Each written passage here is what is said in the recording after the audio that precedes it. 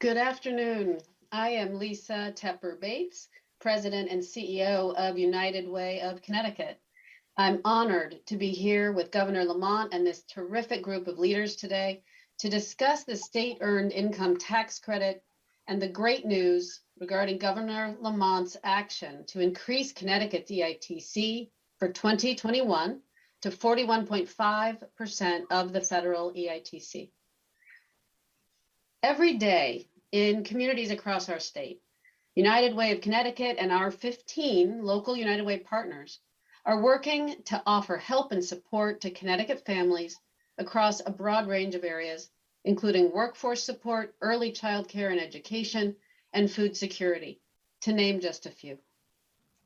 Part of what we also provide to Connecticut in this area is the data and information of the ALICE project.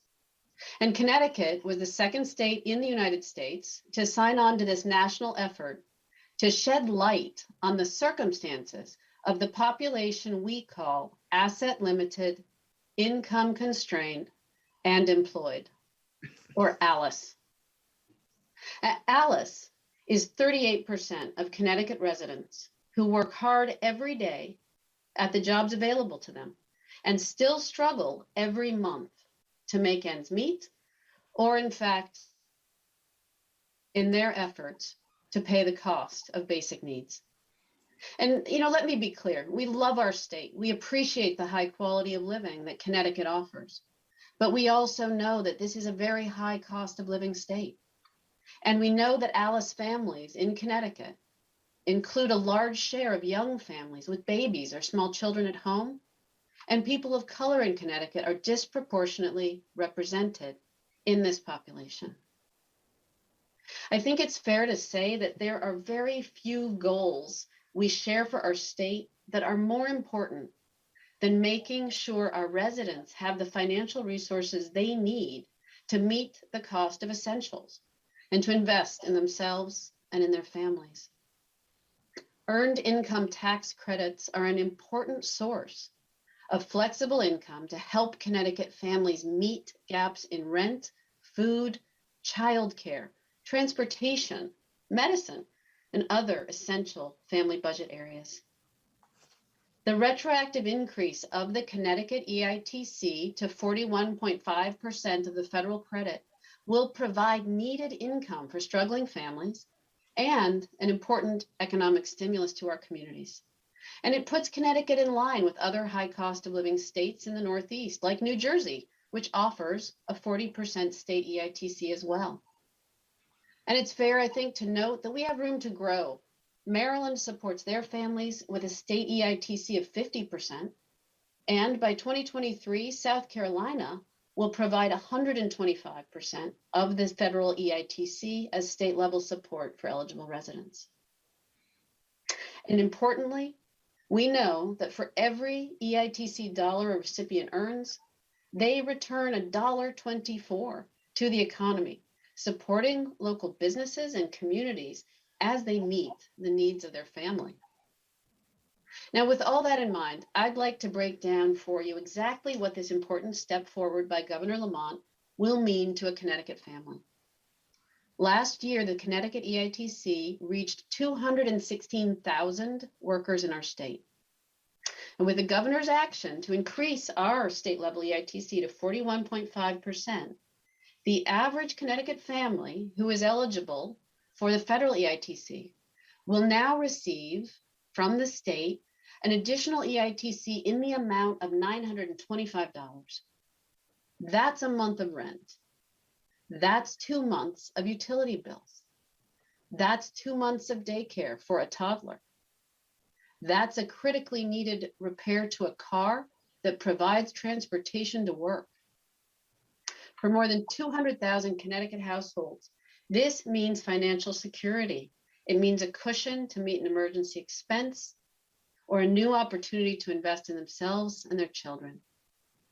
United Ways across Connecticut hear every day from residents of our state struggling with exactly these expenses.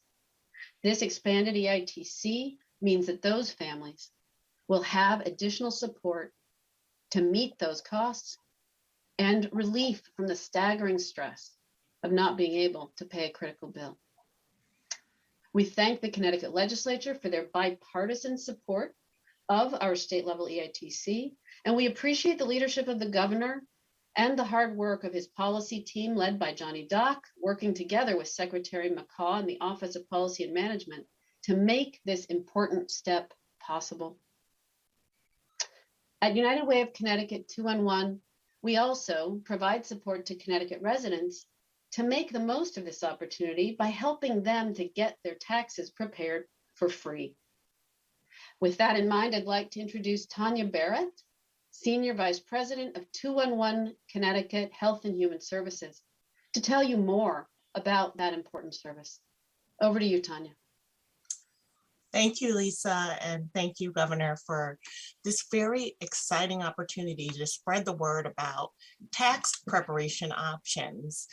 United Way of Connecticut 211 is proud to provide information about VITA and help with the scheduling of appointments for VITA sites.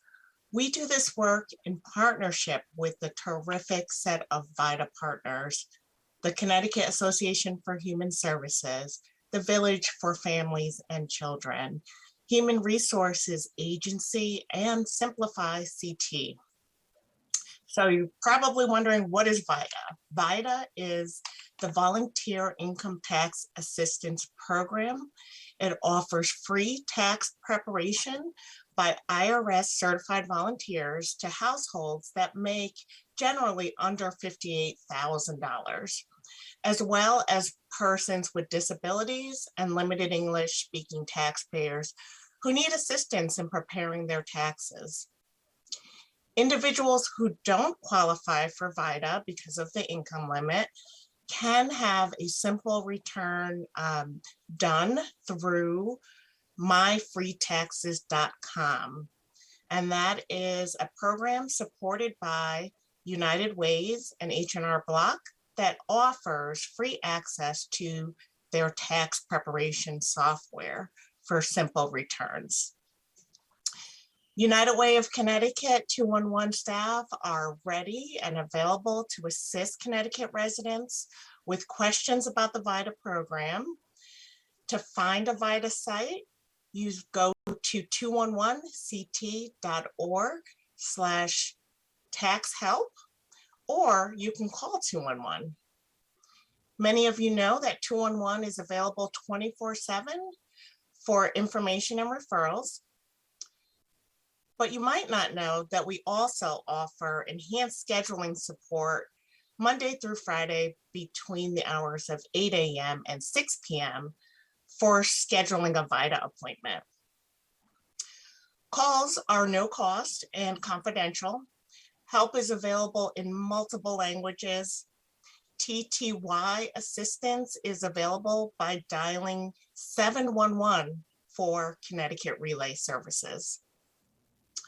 Online at 211ct.org/tax-help or over the phone, you can access information on the available VITA sites, get assistance with appointment scheduling and other program details. This year, it's important to note that the sites are offering a combination of options. You can drop off, you can have a drop-off site for VITA, you can go to an in-person appointment, and there are also virtual appointments. Virtual submissions can be made by submitting your information to getyourrefund.org. The Get Your Refund platform is used by all the partners across the state and is expected to open on January 24th, which is the start of the IRS filing period. So you won't be able to file ahead of that, but you can get ready now. VITA is critically important because it ensures that people get the earned income tax credit and other credits they might not otherwise get. Many of our callers tell us they didn't realize that they were eligible for the EITC credit. And it's a huge surprise to them to get money that they can use to help their families get ahead or catch up. It can make a huge difference to have a reliable car, or to be able to pay off a debt, or have an emergency fund. Callers are always so thankful for the excellent service that's provided by our amazing partners. And I just want to say their names again: the Connecticut Association of Human Services, the Village for Families and Children, HRA, and Simplify CT. Last year, we scheduled over 3,500 appointments for VITA, helping to put real money back into the pockets of many individuals and families that were feeling the effects of the pandemic-related layoffs and cutbacks.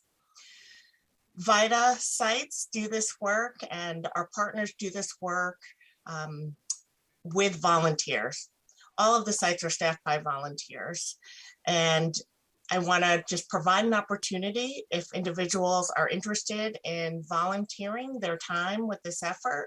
They can contact their local United Way to be connected to potential opportunities within their local VITA program.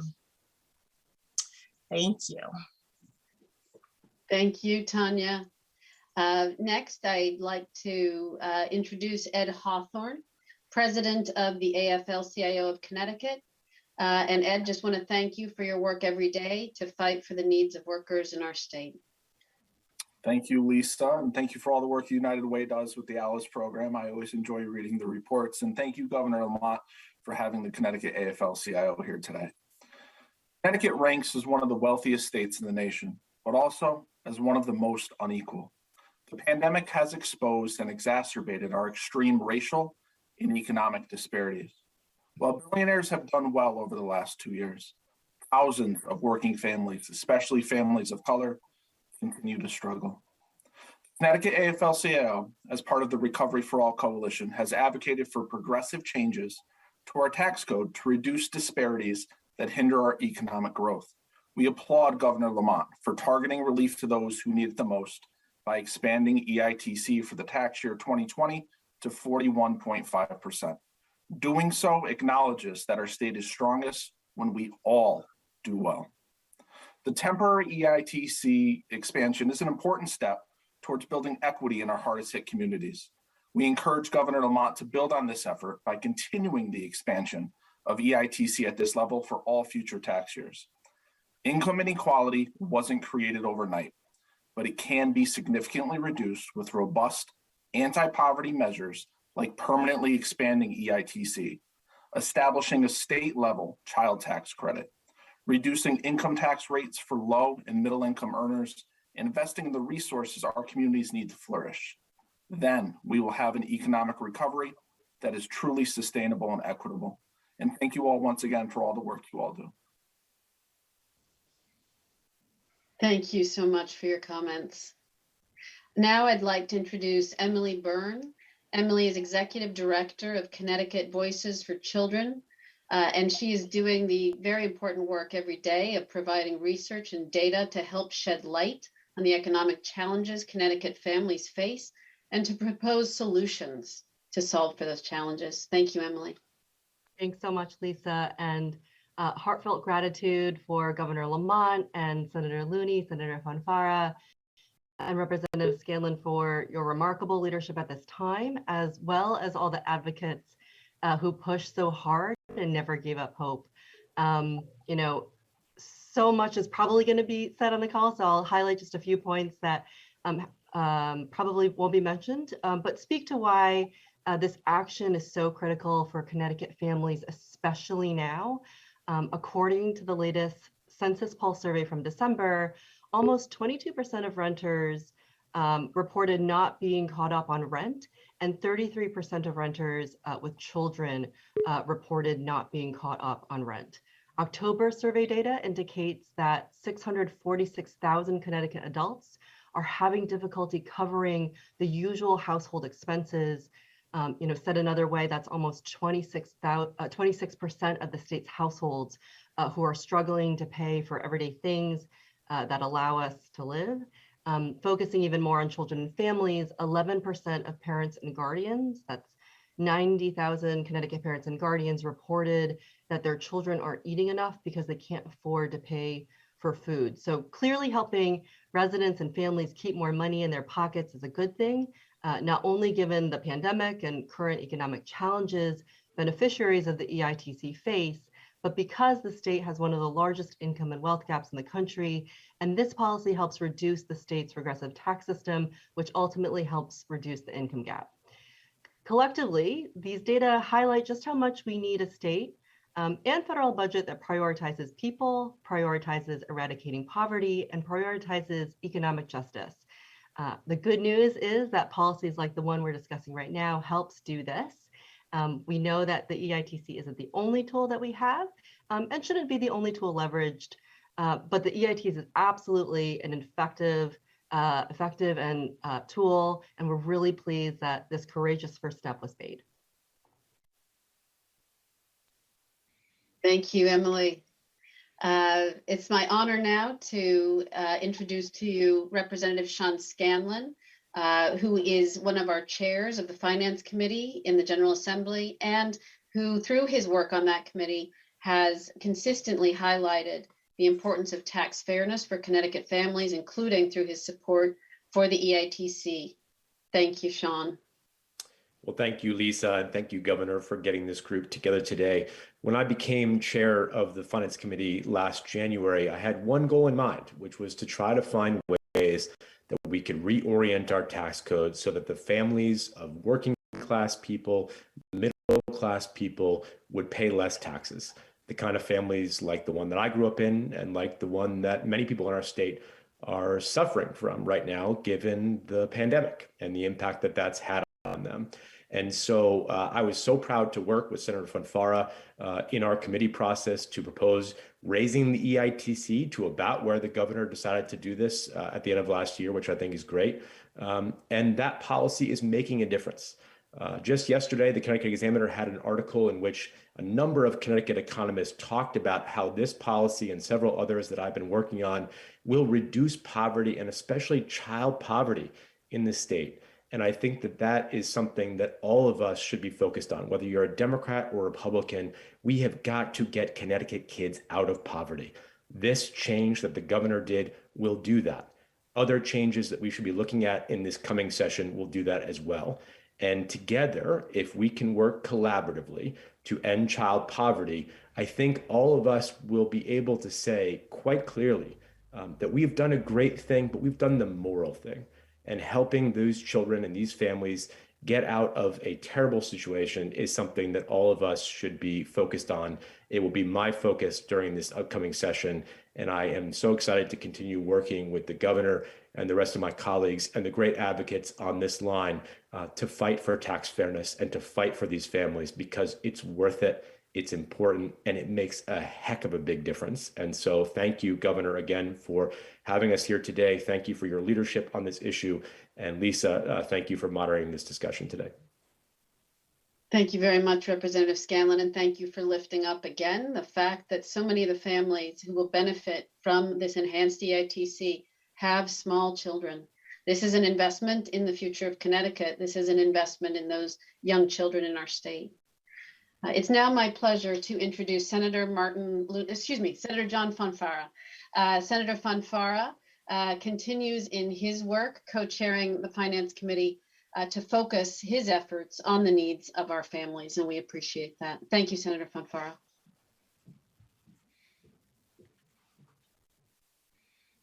Be helpful if I got off the mute. Thank you, Lisa. And Governor, I want to thank you very much for deciding to propose to use these dollars, these federal dollars, in the manner you have. As has been said by Lisa and everyone else, these dollars will make a significant difference. And I can say I probably represent more beneficiaries of the EITC as a percentage of my district, of the population I represent, than just about anyone. That's not to say that there aren't many others in the legislature representing folks who are benefiting from the current program and the enhancement. There are, but as Lisa said and others, in terms of the particulars of how people will benefit, it will make a difference in their lives. It's not just so many of the things that we pass in the legislature, we hope make a difference. We believe they will. Whether they do or they don't, often we don't know. But we know this will. This is real dollars in folks' pockets, and they will be able to pay bills. They will be able to hopefully get a step ahead for the first time, maybe in a long, long time in their lives and their families' lives. So really grateful to you, Governor, and to your administration for deciding to use these federal dollars this way. The reality is that a lot of these families were struggling before the pandemic, probably struggling even more during the pandemic, and they will struggle after the pandemic. So I look forward to working with you, Governor, and your administration, and the longtime champion of the EITC in Connecticut, my leader, Senator Martin Looney, in making this permanent in this coming session and making it happen for many years to come. Thank you. Thank you, Senator. And now it is my pleasure to introduce Senator Martin Looney, who is truly the original legislative champion of a state level EITC in Connecticut, and certainly was an important force arguing for its enhancement last session. We're very grateful to you, Senator Looney, for that longtime leadership in this area. Thank you, Lisa, and it's great to be with you here today. And I want to, like Senator Fonafra, I want to thank Governor Lamont for deciding that this would be the appropriate use for federal funds remaining, and to raise the EITC level for 2020, which of course was the year the pandemic hit, and people suffered terrible economic losses in that year, to get a supplemental check for above the 23% to 41.5, and of course it's 30.5 is adopted in the last budget. It was a struggle, as you said. Both Governor Rowland and Governor Rell had opposed the EITC in Connecticut, and it said it was a deal breaker for them in terms of budget negotiations, which was somewhat surprising, since the EITC had been bipartisan at the federal level when it was created, with the support of both President Ford and President Reagan, because they recognized it for what it is, a program that rewards work, that low-income working people who are struggling, who have to spend every single dollar that comes into their households, are now spending more in our economy. The EITC is certainly a stimulus to our economy. Every dollar that comes in is spent. People will live a little bit less in terror of having the check engine light in their car come on now, because they might be able to set aside a little bit for a car repair, or be able to deal with outstanding bills, or get current on their rent if they're falling behind. So it makes a huge difference in the lives of low-income struggling people who are battling every day, and living in fear and living in anguish every single day about being able to pay their bills, and more in low-income jobs. We're also, of course, having raised the minimum wage. It is 13 now. It'll go to $14 an hour this year, $15 an hour next year, and then be capped after that. We have to move on a number of fronts to address the struggles of low-income working people in Connecticut. And I certainly hope that we can move forward to make the EITC level permanent. Again, we have to remember that back in 2017, when it was temporarily lowered to 23% during the budget, the bipartisan budget, the Republicans during that budget negotiation wanted to entirely suspend the EITC. Senator Fonafra will remember having been part of that for that 2-year period for fiscal 18 and 19. Was one of their proposals to bring the budget into balance, was to have a 2-year suspension of the EITC, which we of course rejected. The compromise was to temporarily reduce it to 23%, but to maintain it. But again, unfortunately, it has generally not been a bipartisan issue in Connecticut, which is unfortunate. And again, I'm so pleased that the governor has decided to recognize this as a way to address need. I want to thank Senator Fonafra for his advocacy on so many issues related to tax equity. Representative Scanlon also, as co-chair of the Finance Committee, my partner in all of this, Speaker Ritter, and I'm hopeful that all of us can move forward in the 2022 session to address the continuing needs of those who are struggling in Connecticut's economy. We've made some progress.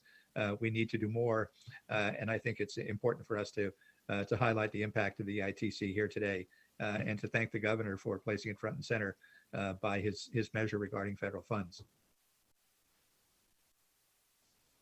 Thank you, Senator Looney, and thank you for that preview of important work that we know is ahead in this session. With that, Governor Lamont, it is my pleasure to introduce you. And again, I just want to say on behalf of the Alice families, the 38% of Connecticut families who struggle to make those ends meet every month, I want to thank you for this important step you've taken to enhance that credit for 2021. And like so many others here, really hoping that we can continue to build on that and make this not a one-time effort, but hopefully a permanent way that we are able to support families in Connecticut. Thank you, Governor Lamont. Please. Well, right back at you, Lisa and Tanya, and all the amazing work you do at United Way, reminding us what this $1,000 for 200,000 families means every day as people struggle to get by. You know, Emily, Voices for Children, and added the AFL. You've been reminding us every day in terms of how important it is to reward work and make sure that everybody gets a raise. People are deserving of a raise. And that's what we're trying to do here as we deal with income inequality and people struggling. And look, Marty Looney and his wingmen, John Fonafra and Sean Scanlon, have been invaluable advocates in the legislature every day, looking out on behalf of folks who need an extra helping hand. And you heard Marty describe so well what this little bit of security means, this extra $1,000 that you got means, what that means in terms of the earned income tax credit going forward in terms of security. I'd just like to add, it's also part of getting our economy moving again. We took a body blow, as you know, over the last couple of years, and I've got to do everything I can to encourage people to get back to work. Obviously, public health is number one in terms of giving people the confidence to get back. You know, our infection rate is at 21% yesterday, so it's not going up like this anymore. We're flattening the curve, if you remember that from another time. Hospitalizations are up a little bit, but hospital admittances are down. And I'd like to give people a little bit of hope that perhaps, just perhaps, we're rounding the bend and we'll have a much better idea within the next week or so on Omicron. I'd like to say that employers, we got to do everything we can to make sure folks feel confident coming into our store, into our restaurant, into our place of manufacturing. And that means paying extra special attention to the masking and vaccination protocols to give people the confidence that they can go back to work safely. And that is something we work on every day. But we're here about EITC, Earned Income Tax Credit, what we can do at the state level, how we can take the initiative, because I also think it's really important. The work has got to pay. And we were falling behind, and the middle class was getting slammed, and working families were getting hit hard. And a group we now refer to as essential workers were sometimes doing the most essential work at the lowest pay, and that was wrong. So, you know, as Marty said, we've had, you know, substantial increase in the minimum wage over the last few years. That is also creating compression. So I think a lot of working family wages have gone up. I think the market is determining that. I think it's long overdue. I like to see workers in the driver's seat a little more when it comes to wages going forward. We're also trying to make work more affordable in terms of expanding our daycare. So you're not losing money going to work, but actually you know your kid is in a safe place going forward and allows you to get back to work. That's why, for me, it's so important that we keep our schools open. Thankfully, thanks to our amazing teachers and educators, our schools are open and open safely. But at the end of the day, I think this earned income tax credit is allowing working families and essential workers to keep a little more of what they earn.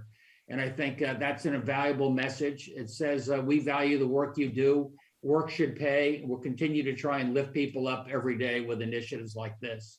Thanks, Lisa.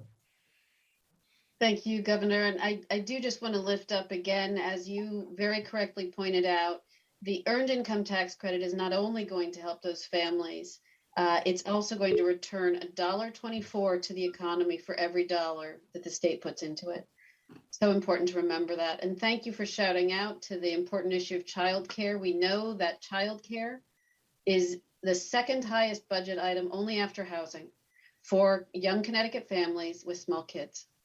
So the efforts that you are making together with your partners in the legislature to help Connecticut address that high cost of important childcare is very much appreciated. With that, I'll turn it over, Max, to you to take questions. Is that right? That's right. Thank you, Lisa, and thank you to our speakers for participating. We already have a couple of hands raised, our online reporters. We like to keep the on topics to start. We can get to off topics toward the end, if that's okay. Please use the hand raise function for our reporters who are joining. If you'd like to ask a question, we'll go first to Keith Faniff with the Connecticut Mirror. Keith, go ahead. Thanks, Max. Can everybody hear me okay? I hope so. I had two questions. The first one, I think, would best be directed to Lisa, just a technical question. Then I have one for Governor Lamont. Lisa, you had said it was about, you would bring the EITC to about $925. I want to be clear, and correct me if I'm wrong. It's not 925 extra dollars. The average EITC, I believe, in 2020 was around 550, and that brings it. This extra money will bring it to about 925. It adds, in other words, about $375. Is that correct? Yes, Keith, that is correct. Okay, so it's not an extra $1,000. It brings it to close to 1,000. Yes, I think the way we think about it is it's an extra $1,000 on top of the federal EITC. Sure. Okay. And then Governor Lamont, we heard a lot of support from the other speakers today for seeing if we can make an EITC percentage close to 41% or 40% permanent. We're using federal dollars to get us from 30 to 41%. Do you think we could afford to use state dollars to make it permanent? It's about $75 million to do that. According to the comptroller's office, we're projected to run a surplus and a volatility adjustment total of about $1.9 billion this year. Do you think we can afford using some state money to make this permanent in the coming session? I think the answer, Keith, is we're going to have to set some priorities because we do have the federal money does not go forever, but this is an incredibly important tax cut for working families. So I think you hear a lot of unanimity about we're going to do everything we can to keep this going. Well, where does it stand on your priorities, though, Governor? I mean, it's 75 million is less than 1/20th of this year's budget surplus. Do you think we could find the resources on your priority scale to make this permanent? In my priority scale, yes. In terms of where we are in the near term, we got the resources to do this and continue. You know, a couple of years out, Keith, we got to look. But I think there's nothing more important than rewarding work. And I love the earned income tax credit. It rewards work. It goes to folks absolutely most in need. 97% of them have families with kids. So I do think it's the right thing to do. Thank you. We'll go next to Paul Hughes. Just quickly to follow up on Keith's question. You proposed a 40% EITC rate in your last budget, right? I mean, should we expect you to bring out that proposal again in your budget adjustments? I think so. Okay. Lisa threw out a figure of 216 families or households benefiting from this increase or who received an increase last year, but your release puts it at 198,000. So why are there fewer, if that's correct, why are there fewer people getting the credit if it's being increased to 41.5%? We're going from my numbers here show a little different than what I show 198,708 households that earned less than $57,000 last year. They received $1,250 state refund in the spring, and they are receiving an additional $1,000. Those are the numbers I have. Okay, well, I looked at in a tax expenditure report prepared by the legislature's budget office, and there was 191,000 estimated. So, well, there's a lot of numbers out there, so I guess we'll have to sort through those. Tanya's I going to do- help people with their tax returns and show who else is eligible. Okay, and I do have an off topic. Can you just clarify what are your intentions regarding the future of pandemic management in Connecticut? You know, are you planning to ask the legislature for an extension of the emergency declarations? Are you going to present a list of policies and initiatives that you've done, that you've implemented, that you believe should either be continued either through legislation or executive action? And if there are some that can only be done through executive action, would there be a possibility that you would require emergency powers to do things that you would not otherwise be statutorily allowed to do? Yeah, legislature is going to be in a month, and we are preparing for the legislative leaders and legislature a list of the EOs which we think should be continued. But I'd like to have the legislative imprimatur on that.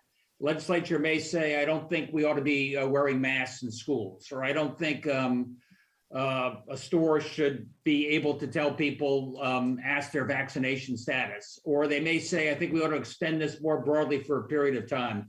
I think you know where I stand, but I think it's important that we all speak with one voice, Paul. And so I'd love to have the legislatures weighing in on that. So Nora Danahy's going to put together, I don't know, 10 or 12 of these executive orders. And I'd like to think the legislature will have an opportunity to vote on them or otherwise. You know, I think there's a narrow group of things going forward where it would be helpful for us to have a little agility to be able to move fast. You maybe noticed in the last couple of weeks, we had to move pretty fast to get, you know, rapid tests. And, you know, I could have an RFP and a long process, but that would definitely slow things up. So there are some places where I think you'd like the executive to have a narrow area where I'm able to move quickly in order to protect the public health. Senator Looney, could I ask you your thoughts? What do you foresee? Do you foresee some sort of combination of legislative and executive action and some sort of continuation of the governor's emergency powers on a narrow and limited basis? I think that's certainly possible and likely, Paul. I agree with the governor that there may be certain areas where it is absolutely essential to enable a quick response in a crisis that only the executive can do by issuing an executive order pursuant to emergency powers. There are other areas, I think, where the legislature can appropriately enact statutes. Certainly be interested in hearing from the governor and his chief counsel about what areas they would like us to legislate in. But I think it'll continue to be a cooperative effort as it has been. I think the governor has done a fine job in using his emergency powers to this point. He has been judicious and restrained in them and has not abused them in the almost 2 years since the first emergency order went into effect. Okay, thank you all very much. Appreciate this. We'll go next to Matt Karen, Fox 61. All right, thanks, Max, and thanks, everybody. Governor, just wanted to direct a couple of off topics to you. The CEA was out in force today. Their members wearing black to draw attention to the issue of school safety. Kate Dias, the president, I have a quote from her I wanted to read to you. She's referring here to test kits and masks. She says, quote, "We've seen the governor's press conferences saying that all these things are available to them being the teachers, and then they are not. So my question to you is, you know, what went wrong? Where is the disconnect, and why aren't these supplies getting to teachers and staff?" I can tell you, Matt, that we have distributed over 1 million tests to the schools, often through municipalities. So you got that last mile to get them to the schools. I can tell you there's been many millions of N95 masks. Again, we prioritize schools there because, you know, as I alluded to before, I mean, I've got to make sure that teachers and educators and parents feel confident that their kids can get into that classroom and do it safely. And we did it a year and a half ago, before we had vaccines and a lot of these protocols to keep us safe. I think now we can do it even more safely, but that does require the tests and the masks. So I'd like to think that overwhelmingly they've gotten all the local schools as needed. If there are a few outliers out there, give us a call. I'll drive them there myself. Okay. Why not? And the CEA, by the way, agrees with you that a long-term remote learning option is not the direction that they want to go in. But they did mention today that they are calling for, at least the option, the temporary short-term option. So I guess why not, an executive order that could be narrowly defined where a district could go remote in the case of, say, a staff shortage, where that day could count towards 180-day requirement. And that could give districts another tool in the toolbox to still allow children to learn. Well, I've got about 30 more days of my executive powers. So, Marty, it could be a time that the state Senate's going to weigh in on some questions like this. But I broadly think that, look, if you can't go to school, you have a pre-existing condition, there's been an outbreak there. We're giving some accommodation in terms of remote learning. But overall, Matt, what we really want to make sure is that every kid goes to school and there's not a mix and a match and a hybrid and a back and forth. That didn't work, I think, a year and a half ago or 2 years ago. And I'm doing everything I can to avoid it, make sure that our kids don't lose the schooling. There's nothing better than a great teacher in a classroom. That's what we're going to try and continue. So thank you. Senator Looney, do you mind weighing in on that? You guys are going to be in about a month. And, are you at least considering a narrowly defined way that could give districts some flexibility with regard to staffing shortages and their ability to go remote? Is that something you're thinking about? Well, obviously, our priority is to keep teachers and children in school and to have them there safely. I think we need to make sure that the high quality N95 masks are being used universally, and we'll work closely with the governor and with the Commissioner of Higher Ed in terms of this. I think that it's important for us to give priority to making sure that children are in school and that the teachers and children are feel safe and are safe there. Whether or not it might mean building some flexibility into the 180-day calendar about for short periods where things have to be remote in the case of an emergency. These are obviously things we'll look at, but I think we'll want our committees of cognizance to weigh in as well as hearing from the governor and from the Commissioner of Education. Okay, well, thanks everybody. And Governor, I hope you're recuperating well. We'll go next to Chris Keating, the Hartford Courant. Thank you, Max. Just one point to follow up on Matt Caron's questions, Governor. There, you probably saw that survey of the teachers, the CEA. Apparently, more than 60% of them don't feel safe. I was just wondering what can you say to them to make them feel safe? I heard your explanation about the tests and the masks, et cetera, but what do you feel that you can say to them to make them feel safe? First of all, Chris, I think that survey was about 10 days old. We have gotten masks, we have gotten test kits to the schools and all the other essential. You know why we're doing it? Because it's the most important thing to give them the confidence, all educators and the parents the confidence, and the parents that their kids can be in school safely. We did it a year and a half ago, like I said, and we're able to do it this fall, and I think we'll be able to do it now. And every day you're at home and not in school is a day lost. I don't want to see that. Okay, and just one thing back to Senator Looney on discussing with Paul Hughes. I just wanted to be clear on what you said, Senator Looney. It sounded like you said that there would be a possibility of extending the governor's powers beyond February 15th. Did I hear you correctly? Well, we would need to hear whether the governor requests an extension, and if so, what the parameters of that might be. But I agree with what he said earlier, that there are some areas where we need to have the capacity for quick action. That is the hallmark of the executive. Okay, and just one last quick question on the EITC. For 2021, are all of these people going to be able to get the money through filing their taxes, or is there any plan for sending checks in the way that the federal government did? I think it's through taxes. Tanya, do you have any insight on that? Yeah, I think this is a perfect question to have the VITA sites weigh in on what's appropriate for you and your situation, because they will be looking at each case individually and instructing people on the best way to get their refund in the fastest way. Well, Chris, most people do not have, who qualify for the EITC, don't have income tax liability, so they do get a check. It's a refundable credit for people whose income is generally too low to actually have income tax liability. Okay, but obviously they would have to file their taxes on April 15th to at least get themselves. Yes, you have to file an income tax return to demonstrate your eligibility for the EITC. Okay, thank you, sir. Thank you.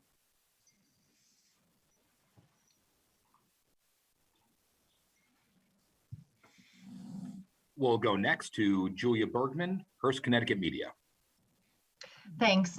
Governor, you received some criticism from Republicans on not consulting the legislature on how to spend this money. You've talked more about wanting to collaborate with the legislature, having them weigh in more in the pandemic response. Do you think that criticism is fair? Should they have gotten a chance to have a say? And then separately, the enhancement of the tax credit is a one-time boost. You've talked about wanting to do tax reform, as have other Democrats and Republicans. What are the sort of likely areas you see for cooperation that can maybe provide more permanent or consistent relief to people? Well, look, I try my best to talk to leaders on both sides of the aisle about, for example, in this case, EITC. I think you'll find that there's general support behind what we're trying to do. And I think that was important.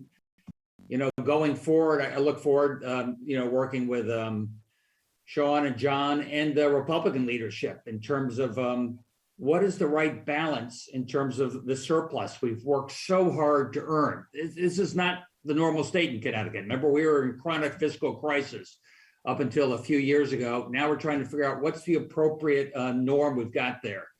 And I think we did a really good thing by not spending all that money, but putting a lot of it into the pension fund. First time that has happened in years.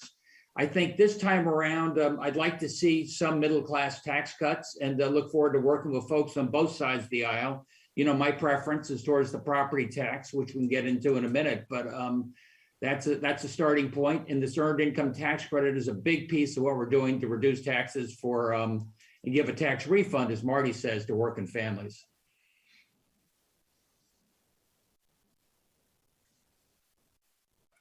Go next to Christine Stewart. Thanks, Max. This question is for the governor. Governor, have you gotten the latest COVID numbers in today?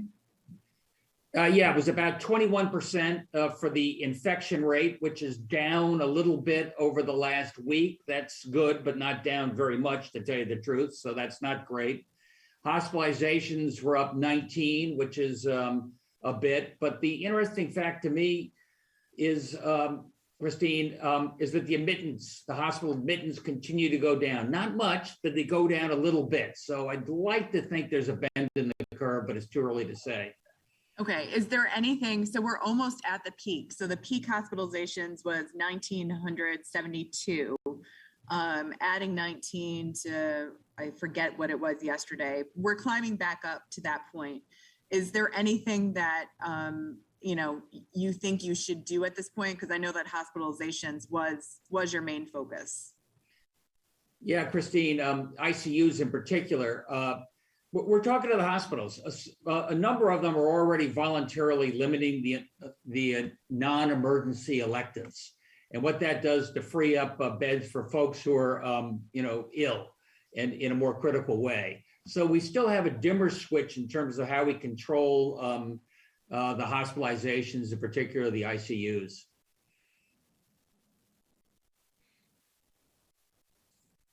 Thank you. And final question, we'll go to Sue Haig with the Associated Press. Thanks, Max. I'm sorry, I have another question that's off topic, everyone, for the governor.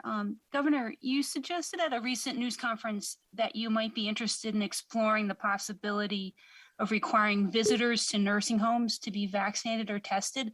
I believe this might push up against CMS rules.